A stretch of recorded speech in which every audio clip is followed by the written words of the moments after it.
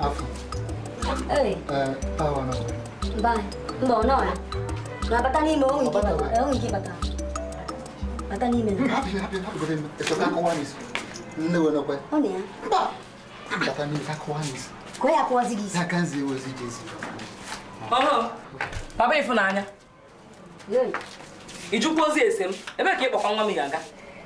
Ọ karịgo m ndị erukwozi ndị a na-ekene. Mama Joseph.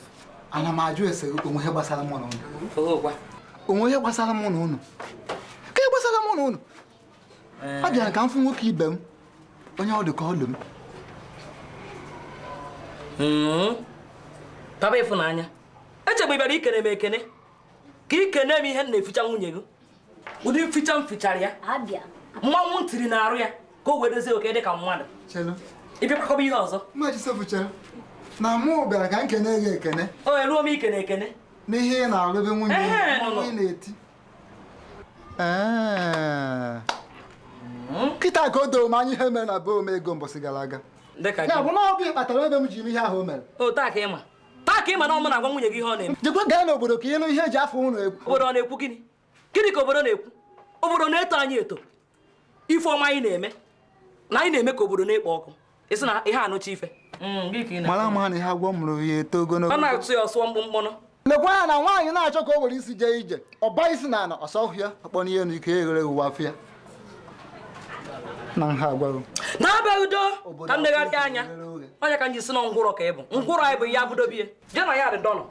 Dọnọ n'ụlọ eje na-achọ ịgba na mbọkwụ nwoke ibe gị. Chọta ihe gị na ndị be ya eri. Nwaanyị mmadụ pụọ tachaa ofu kwụgharịcha. O bute irie, ogote azụ ịta, ogote okporoko ịta, nkọsụọ nri ji na-ịbịa ijecha ebe ya afọ ya n'ahụ. Chelu, nkwụgharị na-akwụgharị ịkpọ ya kwụgharị bụ ịgba mbọ.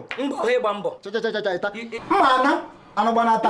Echi bụ nta. Jee butere iwute ka ọ dinara ana. Anụgbanata na echi. Dinara ana ebe a. Ị na-ana. Bịa ka nze ozi Jesi ịkpa. Bịa ka nze ozi Jesi. Anwara anwa. Mpe bụ na ọ na-esele m na gị. Na ọ na-esele gị na ya. Anwakwa na anwa shaut ebe nwa m nọ ọzọ. Ị na-apụ ala. I nwere ife na-emebu n'isi. Ị na-aza Papa Ifunanya. I nwere ife na-emebu n'ọtụ ọpụrụ m n'isi. Ị na-adọ nwa m n'ụdị ya. Agwala ngo. Nyado, anụ gbanata echi bụ nta nwa m. Naba ka m gwara gị naba be. Mba, anụ gbanata ọ gbanagokwa bịakwa bịa jidie na. Nwoke n'ọnụ. Akpọ ndị dị machapụtaza dị n'ọnụ. Nwee ọka i nwoke n'isi ya. Ị ka nọrọ ka nkwara isi na wọl. Ị na-aza Papa Ifunanya. Ifunanya gwukwa ego na ndị obodo ọnụ. Oge m ikpecha ife ị na-eme. Bịa nwaanyị. Bịa. Mma asụkpọ gị anya wonde n'une. Ịfụkwa na akpụ obi a bịa m nso.